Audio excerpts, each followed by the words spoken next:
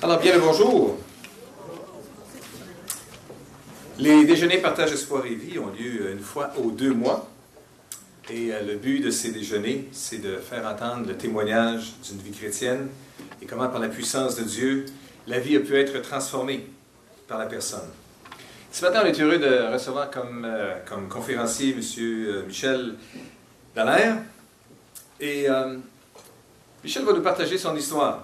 Comment est-ce qu'il est né dans une famille typique, 5 enfants, c'est le bébé, le chouchou de maman. L'objet de la jalousie des plus vieux et plus vieilles, peut-être, je ne sais pas. Il nous le comptera. Toujours est-il qu'à un moment donné, dans sa vie, il a eu une invitation pour assister à un déjeuner semblable au déjeuner que nous avons ce matin, où une personne va partager son témoignage aussi. Il a vraiment été touché par le témoignage de la personne. Et puis, ça a vraiment été un changement qui a marqué sa vie depuis ce temps-là. Est-ce qu'on peut l'accueillir chaleureusement ce matin, M. Michel Dallaire?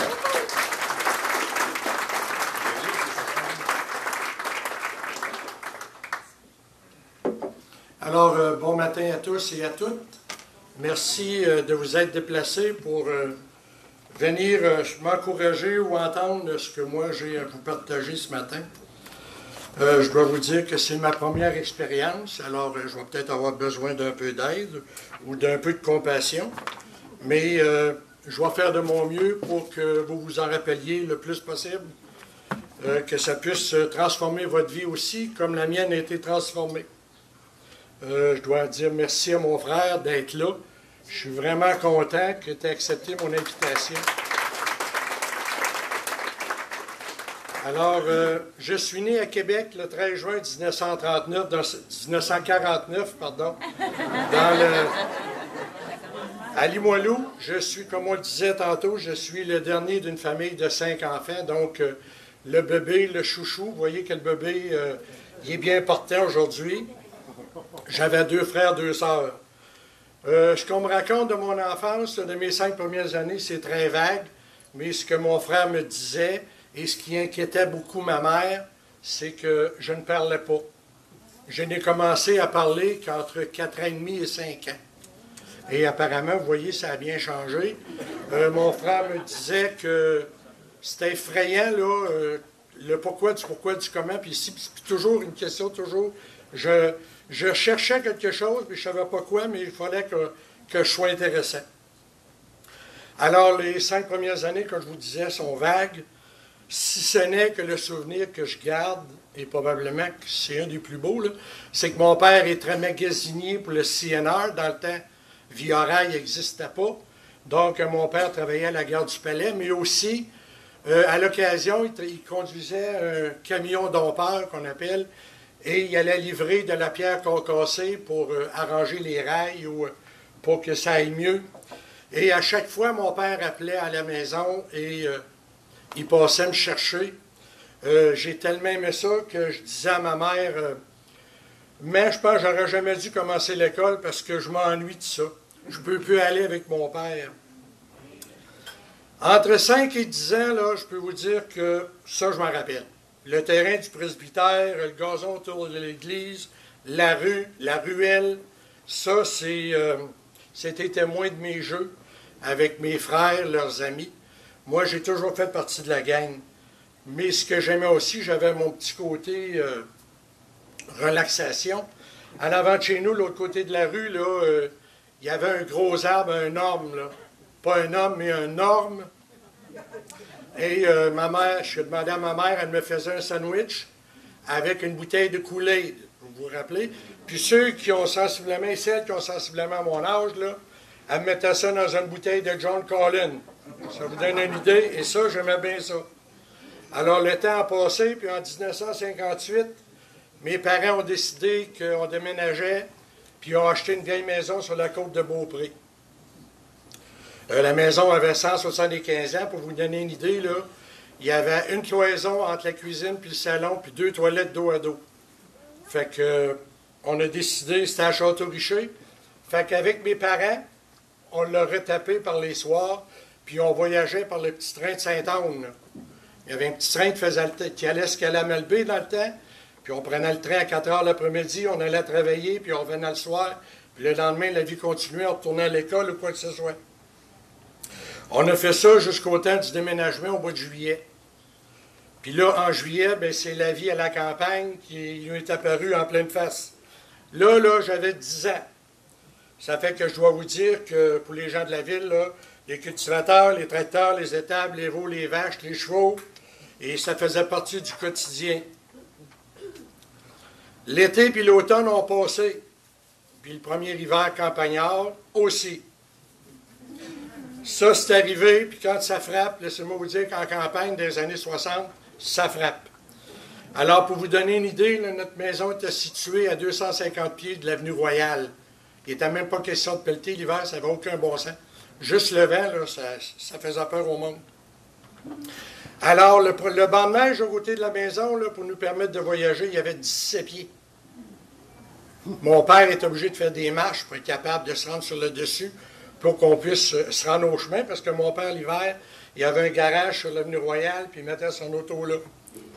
Et nous passions, notre voisin avait une maison à 2 étages, et on passait à la hauteur des chambres à coucher. Fait que ça vous donne une idée que les hivers, dans ce temps-là, il y en avait. Quand c'est une tempête, là, c'était une vraie. Les écoles fermées 3-4 jours dans ce temps-là, là, c'était pas rare. L'hiver a passé, puis là, les vacances s'en venaient. Hey, tabarnouche que nous autres. Tu te rappelles, Yvon? On avait hâte en tabarouette que les vacances arrivent. Mais c'est pas ce qui nous attendait, mes frères et moi, parce que ma mère en avait décidé autrement. Ma mère, chez nous, elle avait une certaine autorité. Elle n'était pas grande, mais ma mère, c'était Germaine. Excusez-moi, là, c'était pas son nom, là, mais ma mère, elle nous tenait serrés. Alors, elle a décidé qu'on allait passer notre été à travailler chez les cultivateurs auto. Alors, ramasser des fraises, des framboises, des légumes, faire les foins, aller vendre des légumes chez les voisins, ça faisait partie de nos étés. La maison que nous habitions à ce moment-là, elle avait 28 par 57. Fait qu'essayez dans votre tête d'imaginer, là, nous autres petits gars, là, on jouait au hockey dans la cuisine, on jouait au hockey, ça vous donne une idée de la grandeur des pièces. Puis l'hiver, en avant de la maison, mon père faisait une patinoire, et on ne l'a jamais pelleté, la patinoire, juste à cause des grands vents d'hiver, là. La glace était toujours prête, et c'était le rendez-vous des amis. Les voisins, les petits gars de notre âge, là, ils s'en venaient chez nous, puis on s'en va chez Dallaire pour jouer au hockey. Puis au côté de la maison, mon père faisait une glissade à peu près une vingtaine de pieds en bois qui l'entretenait. Ça, c'était pareil. C'était un vrai beau temps, le temps à la campagne. C'était le rendez-vous du coin. Alors, les fêtes, les épluchettes, c'était toujours en gang. Mais mes sœurs n'aimaient pas Château-Richer, ils étaient plus vieilles que moi. Donc, à un moment donné, mes sœurs ont décidé qu'ils s'en venaient à la ville. On est resté à la campagne, à Château-Richer, jusqu'en 1966.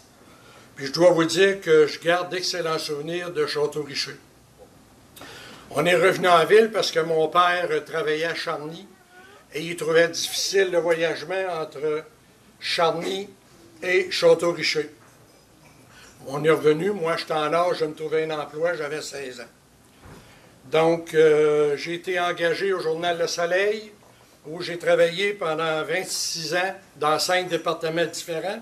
C'était à la mode dans ce temps-là. On rentrait dans une boîte, puis en cours de route, on faisait nos preuves et on montait dans les échelons. J'ai rencontré ma première femme, ça n'a pas marché. Donc, après 3 ans de célibat, par l'entremise du gars de la cantine, j'ai rencontré ma femme, Carole, celle que vous connaissez, qui partage ma vie depuis bientôt 24 ans et qui est aussi mon épouse. Carole, je t'inviterai à te lever, s'il te plaît.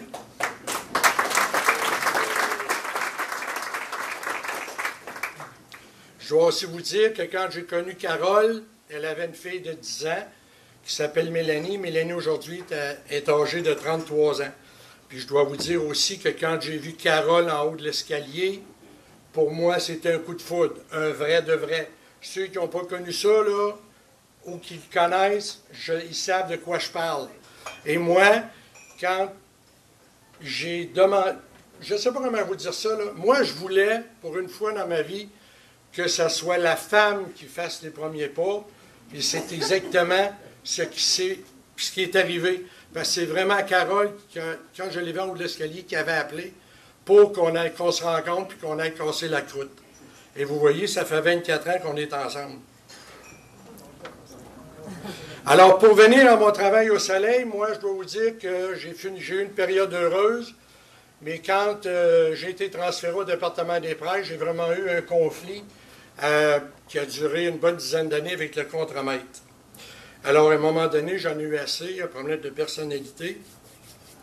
Alors, comme des rumeurs circulaient au journal Le Soleil à l'effet que les propriétaires voulaient changer la vocation de l'entreprise, cela s'est concrétisé au début de 1994. Alors, suite à ces changements majeurs et à la fermeture du département des presses à laquelle je travaillais, moi, je ne savais pas vraiment ce qui m'attendait parce que j'étais un des derniers. Alors, j'ai rencontré la partie patronale, j'ai accepté une prime de départ. J'ai quitté mon emploi à l'âge de 44 ans et 11 mois en 1994. Pourquoi 44 ans et 11 mois? C'est très simple à cause des lois qui disaient à ce moment-là, je ne sais pas aujourd'hui, mais à ce moment-là, ils disaient que si tu partais après 45 ans, tes avoirs étaient gelés jusqu'à 65 ans. Alors moi, en partant avant la date butoir, j'administrais moi-même mes avoirs. Alors moi, j'étais heureux de partir, enfin une liberté mentale et tout, le gros sourire, la fête. Imaginez-vous, là, je me promettais une année remplie de liberté et de bonheur total. Mais c'est pas ça qui s'est présenté. Pas vraiment. Du jour au lendemain, ma femme est tombée malade. Alors, comme les médecins ne trouvaient pas, on s'est dirigé dans les médecines alternatives. Alors, on a cherché à gauche et à droite le secours et le besoin dont nous avions besoin pour que ma femme retrouve la santé. Je dois vous dire que ce fut une année difficile à tout point de vue. Moi qui aime bouger puis qui n'aime pas trop rester en place, là, j'ai passé un été à faire de la chaise longue puis du patio, là. Ce fut assez olé. Ça a duré 1 an, puis Carole a repris le travail. Mais moi, de mon côté, n'ayant pas toujours de travail, une occasion, je cherchais, mais une occasion s'est présentée pour l'achat d'un dépanneur dans une conciergerie. Fait qu'on est allé visiter, puis après la visite, on a discuté, ma femme et moi, puis on s'est dit que s'il y avait achat du dépanneur, on installerait une caisse enregistreuse, mais plus moderne. Là, je vous parle là, des années 80 où les caisses enregistreuses avec un certain ordinateur apparaissaient. Parce que celle qui était là, à mes yeux, à moi, avait fait son temps. Mais là, la question, c'est où trouver ça, une caisse enregistreuse? Bien, imaginez-vous donc que ce qui m'est venu à l'esprit quelques jours plus tard, c'est que sur le trajet, du trajet vers le travail à Carole, il y avait ce genre de commerce. Donc, je vais conduire Carole sur le chemin du retour, j'arrête au magasin qui s'appelle Yvan des caisses. À ce moment-là, moi, je ne savais pas qu'Yvan des caisses ferait partie de ma vie future. Je dois vous dire que le projet du dépanneur n'a pas fonctionné et que le temps a passé. 1 an plus tard, à peu près en janvier 1996, le téléphone sonne chez nous, c'est Yvan des caisses, ou si vous préférez aujourd'hui, Yvan Plante. Il me téléphone pour m'informer sur le projet du dépanneur. Alors je lui dis que ça n'a pas marché. Lui, de son côté, il dit qu'il aimerait ça me rencontrer parce qu'il y aurait une autre opportunité d'affaires à me parler. Alors, ce fut le début d'une série de rencontres avec Yvan pour en savoir davantage sur le projet. Mais, je dois vous dire ce matin qu'avec le recul, parce que c'est toujours avec le recul qu'on réalise, il avait remarqué probablement dans mes yeux une certaine détresse. Et c'est lors d'une dernière rencontre qu'il m'a invité à un déjeuner des hommes d'affaires du Plein Évangile, semblable à celui-ci à lequel vous avez été conviés ce matin. Et je dois aussi vous dire que je suis ici, devant vous ce matin, la même date le 9 mars qu'il y a 17 ans quand j'ai donné ma vie au Seigneur. Mais cette fois-là, j'étais exactement comme vous, assis dans la salle. Je venais faire un tour. Pendant ce déjeuner, à un moment donné, tout comme Yvan, la personne nous demande de nous lever pour nous saluer, fraterniser les uns les autres.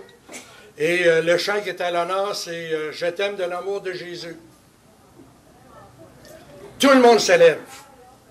Tout le monde, sauf moi. Je ne suis pas capable de me lever sur ma chaise. Il y a une force qui me retient sur ma chaise. Encore aujourd'hui, je ne suis pas capable de l'expliquer. La seule chose que je me rappelle, j'ai pleuré comme un enfant, les premières chaudes larmes de ma vie. On dit qu'un homme, ça ne pleure pas. D'après moi, j'ai rempli une chaudière à ce matin-là. J'ai pleuré comme jamais. Alors, j'ai écouté le témoignage. À la fin du témoignage, on a demandé si à quelqu'un qui voulait lever, si vous vouliez lever votre main pour accepter Jésus. Moi, j'ai levé ma main. À la fin du témoignage, j'ai approché en avant, on a prié sur moi. Et j'ai accepté Jésus. C'est là que j'ai accepté Jésus comme sauveur de mon âme en reconnaissant que j'étais pécheur. Parce que c'est dit dans Jean 23, il vient le citer tantôt, car Dieu a tant aimé le monde qu'il a donné son Fils afin que personne périsse, mais il est la vie éternelle. Et dès cet instant, à ce moment-là, je savais qu'il venait de se passer quelque chose dans mon cœur puis dans mon être au complet. Une joie et une paix m'habitaient comme je n'avais jamais connu avant. Et c'est écrit dans Jean 14, 27, « Je vous donne ma paix, mais pas du tout comme les gens du monde vous la donnent. Que votre cœur ne se trouble pas. »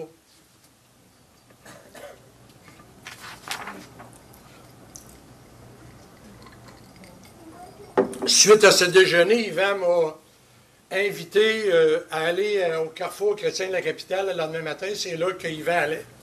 Alors, je suis allé pour assister à la réunion. Je dois vous dire que les yeux m'ont fait 3 tours parce que c'est pas vraiment comme moi j'avais appris. C'est différent.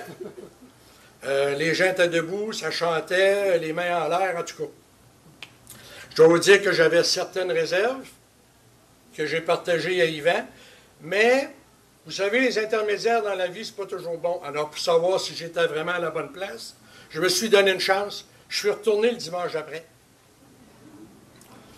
Et c'est vraiment là que ça m'a plu. Ça fait maintenant, aujourd'hui, 17 ans que je suis chrétien. 17 ans que je marche avec Dieu. J'ai appris à le connaître, à m'appuyer sur lui dans tous les domaines de ma vie.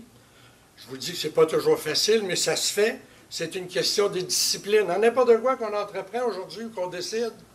Vous décidez de faire un régime demain matin, si vous continuez à manger de la même façon, ça ne change rien. C'est une question de discipline. Ce qui a changé dans ma vie à partir de ce moment-là, je ne blasphème plus. Fini. Puis c'est écrit, c'est le 4e commandement de Dieu, tu ne prononceras pas le nom de Dieu en vain. Prendre un verre, on connaît tout ça, prendre un verre, puis des fois bien arrosé, puis se lever le lendemain matin, calmer le bloc, fini. Je suis capable aujourd'hui de me contrôler. Si j'ai une fête de famille, n'importe quoi, si j'ai le goût de prendre un verre de vin, j'en prends un. Si j'ai le goût de ne pas en prendre, j'en prends pas. Je suis très à l'aise. Puis je ne me sens pas exclu de la gang. C'est un choix que j'ai fait et je vis avec. Puis, comment je vous dirais bien ça? J'avais un petit côté, pas facile, mais attendez un petit peu, les mots me manquent, là. J'avais un peu de problème avec les gens de couleur. Hein, les farces sur les gens de couleur, et patati patata, j'étais le meilleur. Ça aussi, c'est fini. J'ai appris que les gens de couleur, c'est pas un choix qu'ils l'ont fait, ils sont comme ça. Pour vous donner une idée, à l'église où je vais, au Carrefour chrétien de la capitale, il y a 22 drapeaux qui flottent dans l'église. C'est des gens de 22 pays qui ont leur couleur, ils ont leur habitude, ils ont leur style. Donc, j'ai appris à vivre avec ça. Ça aussi, ça a changé. Avant de leur tirer le caillou, là, je regarde s'il n'y a pas un danger que le caillou me revienne. J'ai aussi appris une chose très importante, puis que les gens ont énormément de difficultés à pardonner. Des fois, on est blessé par l'autre, puis on dit non, regarde, il viendra, puis on reste sur l'opposition. J'ai appris à pardonner. C'est pas facile, mais je peux vous dire que ça amène une paix pas à peu près. Pour ceux qui l'ont expérimenté, là, j'ai appris aussi la puissance de la prière. Ceux qui doutent de la puissance de la prière, là, je peux vous dire que c'est encore d'actualité aujourd'hui. C'est écrit dans Jérémie 29, 12. « Si vous venez à moi que vous m'appelez, je vous écouterai. » J'ai donc décidé de fréquenter le carrefour chrétien de la capitale à plein temps, de m'inscrire à des cours bibliques, parce que quand on devient chrétien, on est comme un bébé. Hein? On met des tuteurs où les parents sont là pour l'aider à faire les premiers pas. Dans la vie chrétienne, c'est la même chose. On n'est jamais tout seul. On découvre une nouvelle famille. Il y a des frères, des sœurs, il y a des pasteurs, il y a de l'enseignement. Alors, je me suis inscrit à des cours pour en savoir davantage, pour commencer à grandir. Je me suis intégré avec les autres membres de l'Église. Je ne connaissais pas la parole de Dieu comme je la connais aujourd'hui et comme elle était enseignée. Cela m'a aidé à bien la comprendre. Ben, je dois vous dire que dans la Bible, il y a de merveilleuses richesses et promesses qui sont à découvrir à chaque jour. La Bible est un livre d'instruction à tout égard. Alors, je suis, à ce moment-là, Carole et moi, on est en concubinage, alors pour mettre les choses en règle avec Dieu, on a décidé de se marier, c'est ce qu'on a fait, puis on savait qu'on était dans le plan de Dieu. Alors, étant encore sans emploi, même si Carole avait des revenus, on avait une maison, donc on a vécu une situation financière précaire. Mais on s'est appuyé sur Dieu qui dit dans Philippiens 4, 19, nous sommes appuyés sur Dieu qui dit, ne vous inquiétez de rien, mais en toute chose, faites connaître vos besoins. On a dû vendre la maison. On a fait des recherches, mais ça n'a pas été long. On a trouvé un jumelé dans Saint-Émile, parce qu'on habitait à Saint-Émile. Et nous l'avons repeinturé, croyez-le ou non, avec des fonds de peinture qu'on avait. Puis ça a donné exactement les teintes qu'on recherchait, qu'on voulait avoir dans notre jumelé. Mélanie, elle, de son côté, elle faisait ses choses, elle travaillait, elle étudiait, et elle avait beaucoup de courage à travers tout ça. Elle ne disait pas un mot, elle ne se plaignait pas. Est-ce qu'elle était au courant de notre situation financière? Je ne le pense pas, en tout cas pas à 100%. Puis nous autres, on rendait grâce à Dieu parce qu'elle pourvoyait tous ses besoins. Alors, je me devais de retourner sur le marché du travail, un travail que j'ai trouvé à un moment donné sur la rive sud de Montréal, dans un nouveau domaine complètement différent, la location d'auto et de camions. Je n'avais jamais touché à ça. Je dois vous dire que j'ai mangé mes bas. Ceux qui ne connaissent pas ça, là, c'est tout un domaine, mais j'ai des choses à apprendre, j'avais des choses, j'ai appris de ça. Aujourd'hui, comme je dis avec le recul, c'est des choses qui m'ont servi, j'étais allé à l'école. Donc, Dieu était au rendez-vous, même si je devais m'en aller. Du jour au lendemain, dans l'espace d'une semaine, notre vie a basculé. Moi, j'ai pris le train, me suis ramassé, excusez le terme, à Saint-Hilaire, chez nos meilleurs amis. Parce que nos meilleurs amis qui habitaient à Saint-Hilaire, quand ils ont su que je déménageais à Montréal, ils m'ont ouvert la porte de leur maison. Ils m'ont accueilli, les bras ouverts. J'ai habité chez eux pendant 3 mois, sans que ça me coûte un sou. Logé, nourri, tout ce que vous voulez. Ce fut là une bénédiction. Ce fut difficile pour moi, cette période de 3 mois. Je voyageais aux 2 semaines parce que j'avais une fin de semaine de congé aux 2 semaines. Carole à Québec, moi là-bas.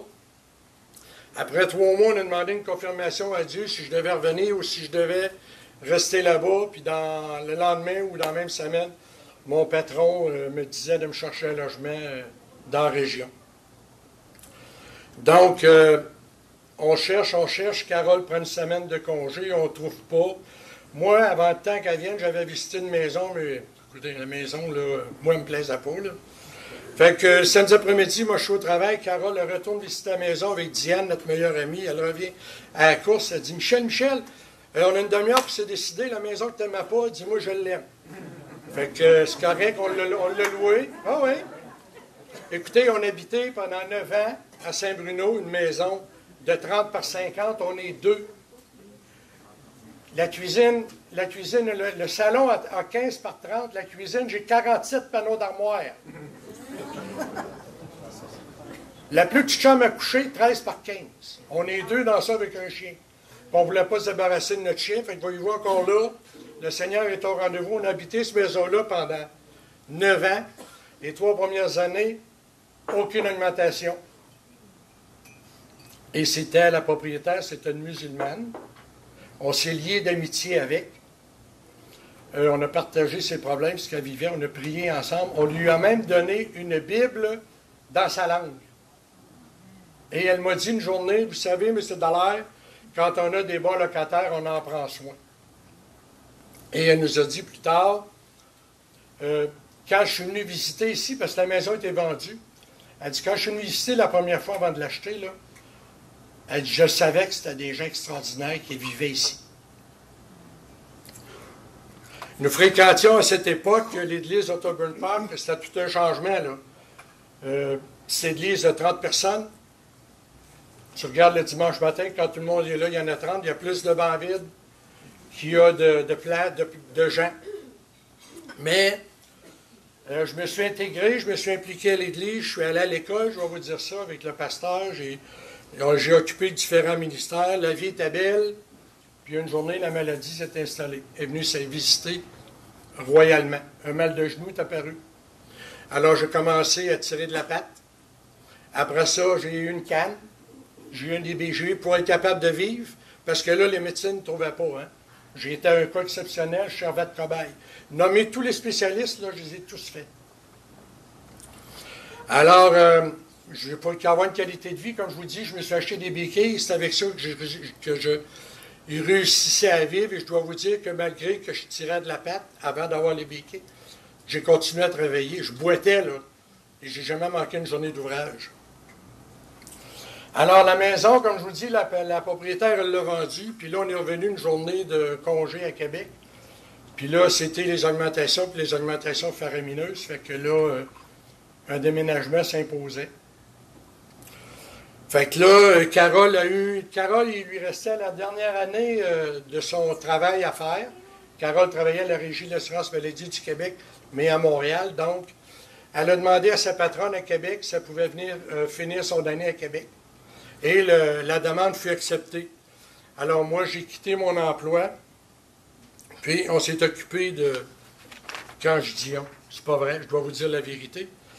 Étant béquille, Carole s'est complètement occupée du déménagement, faire les boîtes, ici et ça, faire des ventes des garages, parce qu'on est parti d'une maison de 30 par 50 pour tomber dans un 4,5 à Québec.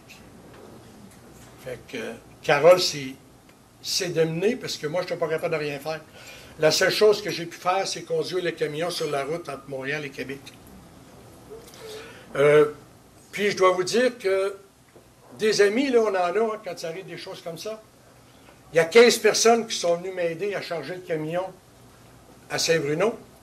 Et il y a 15 personnes qui m'attendaient à Québec pour vider le camion. Moi, je suis en béquille, là. Et tout ce que je vois, là, c'est... des gens avec des choses dans les mains, puis dans le temps de dire, dans 2 heures, on est installé chez nous. Là. La bénédiction de Dieu était vraiment sur nous, puis ça, c'est important. Vous savez, Dieu nous bénit, on doit être à l'écoute de Dieu. Des fois, on pense que c'est des grandes choses, hein, mais des fois, c'est des petites choses. Ça peut être une personne qu'on ne connaît pas, ça peut être n'importe quoi, mais c'est une bénédiction. C'est un signe qu'on est là. Et vous savez, si moi... ce matin, qui suis un simple serviteur, je vais m'appeler comme ça, j'ai accepté de venir ici, puis de vous parler, puis de déverser mon cœur. Je dois vous dire que tantôt, sur la chaise, il faisait chaud. C'est pas évident. Moi, c'est ma première expérience. Je ne vous dis pas que c'est la dernière. Mais la main de Dieu était sur moi. Puis quand je vous parlais plus tantôt du pouvoir de la prière, je sais qu'il y a des gens qui ont prié pour moi, puis je sais qu'il y a des gens, au moment où je suis ici, qui continuent à prier pour moi. C'est une force extraordinaire. Puis en terminant, là, je vais vous laisser sur 3 citations ou de choses qui m'ont frappé dans la Bible. Vous savez, quand on prie, toutes les prières sont bonnes. Hein? Le désir de mon cœur, c'est que vous ayez ce que moi j'ai eu. Il s'agit simplement, le Seigneur le dit, hein, si tu ouvres ton cœur, si je cogne à ta porte et que tu te laisses découvrir, je vais souper avec toi. On est sur une parabole, mais le Seigneur est là. Il vient, puis il rentre dans ta vie. Je vais vous parler d'une personne qu'à peu près pas grand monde connaisse, qui est un illustre inconnu, puis pourtant son nom apparaît dans la Bible dans 3 lignes. Je vais vous parler de Djébet. Combien d'entre vous ce matin connaissent Djébet? Bien, il n'y en a pas beaucoup qui lèvent la main. Voici la prière qu'il a faite à Dieu. Djébet, ça veut dire « j'ai enfanté dans la douleur ». Et quand on regarde l'énumération des enfants, il apparaît dans 1 Chronique, versets 4 à 10. Il dit à Dieu, « Si tu me bénis, que tu étendes mes limites, et si ta main est avec moi, et si tu me préserves du mal en sorte que je ne sois pas dans la souffrance, 3 petits points, et Dieu lui accorda. » Même si vous pensez ce matin que vous n'avez rien, c'est pas à ça que Dieu regarde, votre aspect physique. Dieu, il regarde au cœur. C'est votre cœur qui est important pour Dieu. Si vous avez un cœur de le connaître, laissez-vous trouver ce matin. Je vous laisse aussi la prière de Salomon. Salomon, c'est le plus grand roi qui n'a pas existé. Il n'y aura pas d'autre comme lui. Le fils de David. Quand il devient roi, Salomon, il a 19 ans. Il aurait pu s'enfler la tête puis dire « Hey, je suis roi, je me pète les bretelles. » Ah ouais, par là, passe à galant. Non, voici sa prière. Maintenant, Éternel ton Dieu, tu as fait régner ton serviteur à la place de mon père David. Et moi, je ne suis qu'un jeune homme qui n'a point d'expérience. Ton serviteur est au milieu du peuple que tu as choisi, peuple immense, qui ne peut être ni compté ni nombré à cause de sa multitude. Accorde à ton serviteur un cœur intelligent pour juger ton peuple, pour discerner le bien du mal. Car qui pourrait juger ton peuple, ce peuple si nombreux? Et voici la réponse du Seigneur. Puisque c'est là ce que tu demandes, que tu ne demandes rien pour toi, ni une longue vie, ni les richesses, ni la mort de tes ennemis, et que tu demandes l'intelligence pour exercer ta justice, j'agirai selon ma parole. Je te donnerai un cœur sage et intelligent, de telle sorte qu'il n'y aura eu personne avant toi, et qu'on ne verra jamais personne de semblable à toi. Je te donnerai en outre ce que tu n'as pas demandé, des richesses de la gloire, de telle sorte qu'il n'y aura personne pendant toute ta vie, aucun roi qui aurait ton pareil. Et effectivement, on parcourait la terre pour venir consulter le roi Salomon. Et je dois vous dire ce matin qu'à la lumière de ce que je vous ai présenté, vous savez, aujourd'hui, dans la consommation que nous avons, quand on fait un achat, quand on va quelque part, là, on nous demande « Avez-vous la carte de points? » Hein? On appelle ça une carte de fidélité. Vous avez le privilège ce matin, et je me répète, vous avez le privilège ce matin d'accepter la plus belle carte privilège qui existe au monde. Le nec plus ultra des cartes, la carte de la vie éternelle. De ce qui peut vous arriver, peut-être qu'il va vous arriver quelque chose en sortant de la porte ici. Je ne sais pas. Je ne le souhaite pas, moi je ne sais pas. Sondez votre cœur. Vous pouvez l'obtenir gratuitement ce matin. Puis faites comme moi. Laissez-vous trouver. Puis, bonne réflexion. Merci.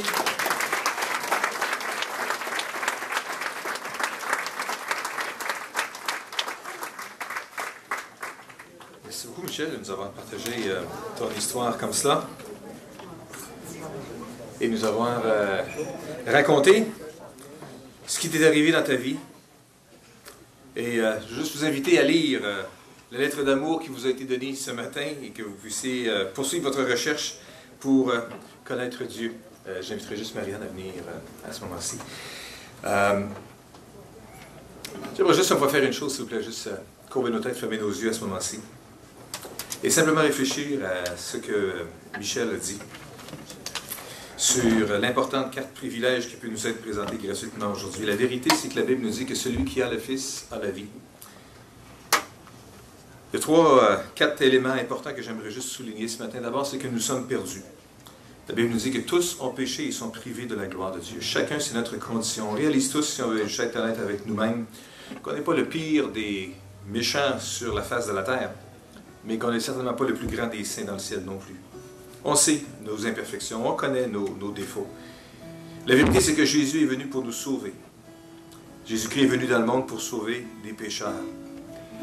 Une autre vérité importante, c'est qu'on ne peut pas se sauver seul. Malgré toute la bonne volonté qu'on pourrait avoir, le souhait, l'énergie qu'on pourrait y mettre, la Bible nous dit que c'est par la grâce que vous êtes sauvés, par le moyen de la foi, et cela ne vient pas de vous, c'est le don de Dieu. Mais la bonne nouvelle ce matin, c'est que simplement en faisant appel à Jésus, on peut connaître cette vérité, ce pardon de nos péchés, et avoir l'assurance de l'avoir, la vie éternelle. La Bible nous dit que tous ceux qui feront appel au Seigneur seront sauvés. Alors ce matin, deux voies sont devant nous, la voie de la mort, la voie de la vie. Je vous invite juste à choisir la vie ce matin et vous tourner vers Jésus. Ce matin, si vous êtes ici pendant que vos têtes sont fermées, que vos têtes sont baissées, que vos yeux sont fermés, et que vous vous dites, j'aimerais juste vivre cette expérience-là aussi que Michel a vécue lors de ce déjeuner-là il y a 17 ans, et connaître cette expérience-là qu'il a connue aussi. Si ce matin vous dites, oui, j'aimerais connaître Jésus comme mon sauveur personnel, j'aimerais qu'il puisse venir dans ma vie et faire de moi une nouvelle personne, voulez-vous juste lever votre main pendant que les yeux sont fermés, que les têtes sont courbées, et que ça se passe juste entre vous et Dieu, mais je vais juste ouvrir mes yeux pour vous identifier. Oui, merci madame, vous pouvez baisser votre main. Y a-t-il quelqu'un d'autre ce matin qui veut dire, oui, j'aimerais me tourner vers Jésus? Il y a peut-être d'autres personnes, oui, vous pouvez baisser votre main. Oui. Il y a des personnes qui disent, oui, je veux connaître Jésus comme mon sauveur ce matin. Alors j'aimerais si on peut juste faire une prière ensemble si vous voulez. En disant ensemble, Seigneur Jésus, je reconnais aujourd'hui que je suis pécheur. Et je crois aujourd'hui que tu es mort sur la croix pour me pardonner mes péchés. Je crois que tu es ressuscité des morts pour me rendre juste. Et en ce moment, je veux me tourner vers toi, t'inviter à venir dans ma vie et à me sauver. Pardonne mes péchés et fais de moi ton enfant. Amen. Seigneur, je te prie que tu puisses accomplir ce miracle dans la vie de ces femmes, de ces hommes aujourd'hui qui ont levé la main et de toutes ces autres personnes qui ont fait cette prière avec sincérité. Viens, Seigneur, et puisses-tu toucher leur cœur aujourd'hui et accomplir ce miracle de transformation que tu as fait dans la vie de Michel, que tu as fait dans la vie de bien d'autres personnes présentes ici ce matin. Viens, Seigneur, et touche leur vie, transforme leur vie, je te prie, dans le nom puissant de Jésus. Amen. Et Amen.